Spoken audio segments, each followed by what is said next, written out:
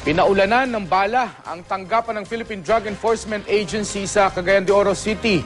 Naaresto ang dalawang sangkot umano sa pag-ataking isinagawa kahapon. Hinala ng PIDEA paghihiganti ito sa pagkakaaresto sa umano'y leader ng isang drug group.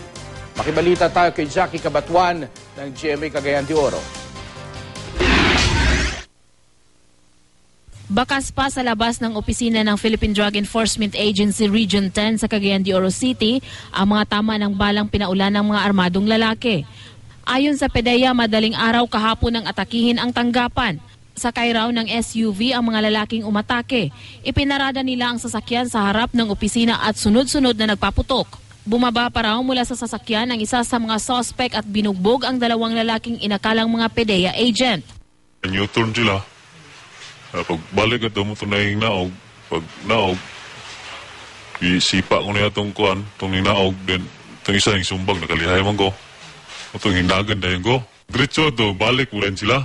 Ito nga, pabuto mo to sila.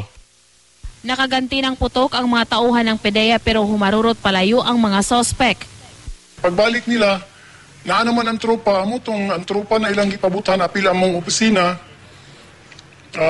naka-return fire ang tropa. Sinundan ng mga pulis ang mga suspect hanggang makorner sa isang kalye. Arestado sina Ahmad Sangkaan at Mark Brian Basco.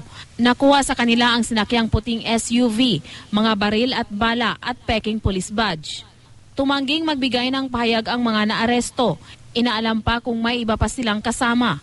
Pinaigting na ang seguridad sa opisina ng PIDEA Region 10 at sa Misamis Oriental Provincial Jail. Jackie Cabatuan, Nagbabalita, Pilipinas.